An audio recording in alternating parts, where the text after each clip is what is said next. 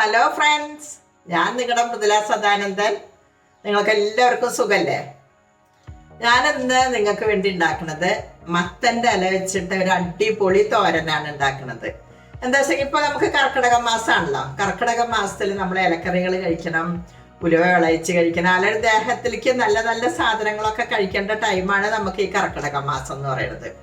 അപ്പൊ ഞാൻ ഈ മത്തൻ നമുക്ക് വളരെ നല്ലതാണല്ലോ, മത്തനും മത്തൻ്റെ ഇലയും ഒക്കെ വളരെ നല്ലതാണ്. അപ്പൊ ഇന്ന് ഞാൻ നിങ്ങൾക്ക് വേണ്ടി ഉണ്ടാക്കുന്നത് മത്തൻ്റെ ഇല വെച്ചിട്ട് നല്ലൊരു അടിപൊളി തോരനാണ്. അപ്പൊ അതിലേക്ക് ഞാൻ എന്തൊക്കെ സാധനങ്ങളാണ് എടുക്കുന്നത് എന്നുള്ളത് ഞാൻ നിങ്ങൾക്ക് കാണിച്ചത്.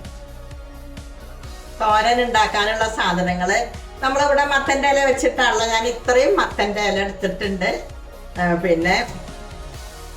പിന്നെ ചെറിയ ഉള്ളിയാണ് കേട്ടോ കൂടുതൽ ടേസ്റ്റ് ഉള്ളത്. ചെറിയ ഉള്ളി ഞാൻ ഇത്രയും ചെറിയ ഉള്ളി എടുത്തിട്ടുണ്ട്. ഇത് നമുക്ക് ചെറുതായി കട്ട് ചെയ്തിട്ട് എടുക്കാം കേട്ടോ. പിന്നെ ചെറിയ ഉള്ളി ഇല്ലാന്നുണ്ടെങ്കിൽ സവാള ഉണ്ടെങ്കിൽ എടുത്തോളാം. ഞാനിവിടെ ചെറിയ ഉള്ളിയാണ് എടുത്തിരിക്കുന്നത്. പിന്നെ നമുക്ക് അതിലേക്ക് വേണ്ടത്, ഞാൻ കുറച്ച് കറിവേപ്പില എടുത്തിട്ടുണ്ട്, അതേപോലെ ഒരു 3 പച്ചമുളക് എടുത്തിട്ടുണ്ട്. എരിവൊക്കെ നിങ്ങളുടെ കണക്കിനനുസരിച്ചിട്ട് എടുത്തോളാം കേട്ടോ. പിന്നെ കുറച്ച് മഞ്ഞൾപ്പൊടി, പിന്നെ 2 വറ്റൽമുളക് എടുത്തിട്ടുണ്ട്. പിന്നെ നാളികേരം ഒരു അരമുറി, നല്ലോണം നാളികേരം, നല്ല വലിയ മുറിയാണ്. അതിൻ്റെ അരമുറിയിലും കൂടുതലായിട്ട് ഞാൻ ചിരകി എടുത്തിട്ടുണ്ട്. അപ്പൊ ഇത്രയും നാളികേരം ഞാൻ എടുത്തിട്ടുണ്ട്. പിന്നെ നമുക്ക് കടുക് വേണം, ഉപ്പ്, വെളിച്ചെണ്ണ. ഇത്രയും സാധനങ്ങളാണ് നമുക്ക് ഈ തോരൻ ഉണ്ടാക്കാൻ ആവശ്യമുള്ളത്. അപ്പം തന്നെ നമുക്ക് ഉണ്ടാക്കാനൊക്കെ നോക്കാം. ഞാൻ ഈ മത്തൻ്റെ ഇലയൊക്കെ നന്നായിട്ട് കഴുകി കൊണ്ടുവന്നതാണ്. ഇനി നമുക്ക് ഇതിങ്ങോട്ട് നന്നായിട്ട് ഇങ്ങോട്ട് ചെറുതാക്കിയാണ് നോക്കി കൊടുക്കാം. കുറച്ചും കൂടി കൂട്ടി പിടിക്കാം. എന്നിട്ട് അതിൻ്റെ ഇവിടെ ഒന്നങ്ങോട്ട് കളയാം. എന്നിട്ട് ബാക്കി നമുക്ക് ഇതേപോലെ ചെറുതാക്കിയാണ് നോക്കി കൊടുക്കാം.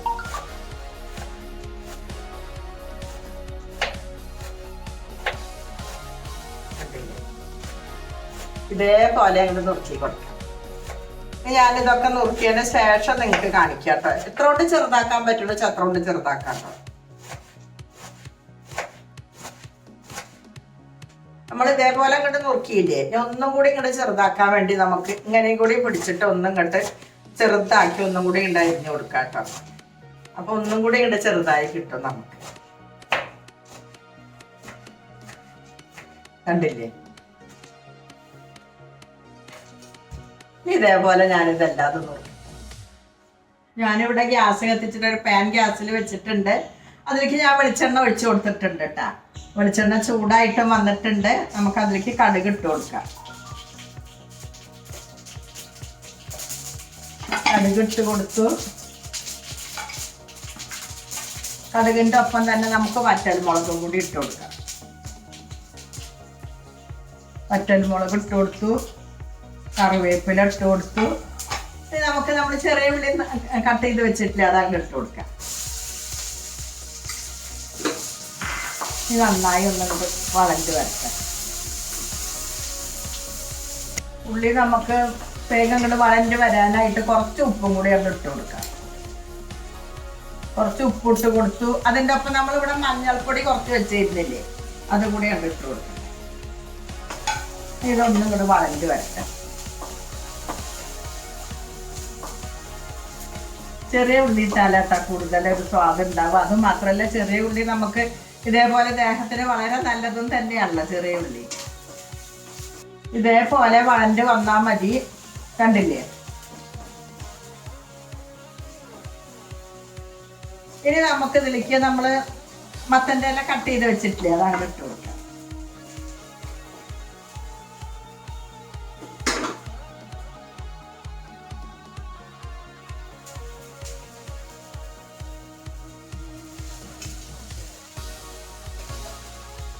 അതങ്ങോട്ട് ഇട്ട് കൊടുത്തു. ഇത് നമുക്കൊന്നും കൂടെ ഇളക്കി കൊടുക്കാം.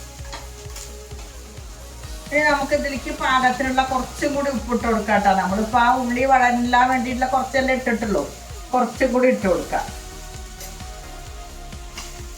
ഇനി നമുക്കിതൊന്നും കൂടെ ഇളക്കിയതിന് ശേഷം അങ്ങോട്ട് അടച്ച് വെച്ച് കൊടുക്കാം. ഞാൻ ഈ മത്തൻ്റെ ഇലയിൽ ഒരു തരി വെള്ളം ഉണ്ടായിരുന്നില്ല കേട്ടോ. അത്രയും ഇങ്ങനെ ഇതാക്കിയിട്ടാണ് ഞാൻ ആക്കിയിട്ടുണ്ടായിരുന്നത്. അത് കാരണം നമുക്കൊരു തരി വെള്ളം ഒന്നും കൂടെ കുടഞ്ഞു കൊടുക്കാം കേട്ടോ. നമുക്കിതൊന്നും കൂടെ വെന്ത് വരണ്ടേ. അതെന്താ വെച്ചാൽ നമ്മൾ കട്ട് ചെയ്ത് കഴിഞ്ഞിട്ട് ഞാനൊന്ന് നല്ലോണം ഒന്ന് വെള്ളം കളഞ്ഞിരിക്കുന്നു, അതുകൊണ്ടാണ്. അതല്ലാന്നുണ്ടെങ്കിൽ അതിൻ്റെ ആവശ്യമില്ല.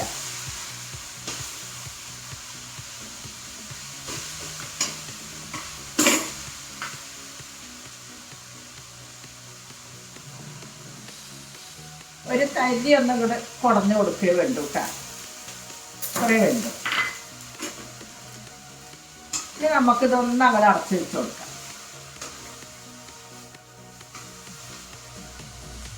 നമുക്കിനി ഇതൊന്ന് തുറന്ന് നോക്കുക.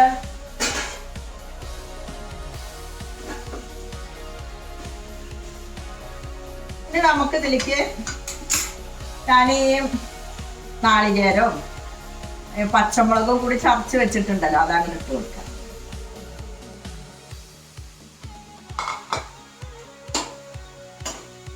അത് ഇട്ട് കൊടുത്തിട്ട് നമുക്കൊന്നും കൂടി കണ്ട് ഇളക്കി കൊടുക്കാം.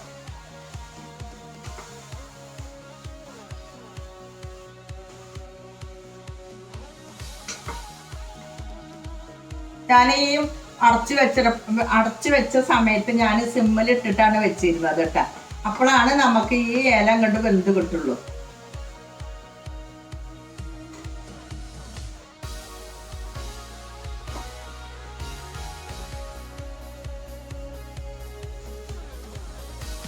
ഈ കർക്കിടക മാസത്തിൽ നമുക്കിങ്ങനെ ഇലക്കറികൾ കഴിക്കുക, ഇതൊക്കെ വളരെ നല്ലതാണ്. ഞാനിനി ഇതേപോലെ ഇനിയും പലതരം ഇലക്കറികളും അല്ലാതെ ഞാൻ കാണിക്കുന്നുണ്ട്. കണ്ടില്ലേ?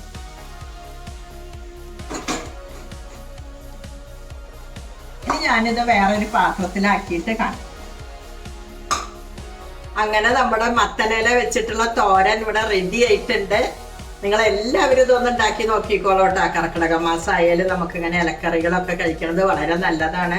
അതേപോലെ തന്നെ പത്തിലക്കറികള് അങ്ങനെയൊക്കെ ഉണ്ടാക്കുന്നത് വളരെ നല്ലതാണല്ലോ. അപ്പൊ ഈ മത്തന്റെ ഇലയും അതിൽ പ്രധാനപ്പെട്ടിട്ടുള്ള ഒന്നാണ്. അപ്പൊ അത് മാത്രം വെച്ചിട്ടാണ് ഞാനിന്ന് നിങ്ങൾക്ക് തോരൻ ഉണ്ടാക്കി കാണിച്ചിരിക്കുന്നത്. അപ്പൊ നിങ്ങൾക്ക് ഈ വീഡിയോ ഇഷ്ടപ്പെട്ടു എന്ന് വിചാരിക്കണോ? അപ്പൊ നമുക്ക് എന്നാലിനി അടുത്ത വീഡിയോയിൽ കാണാം.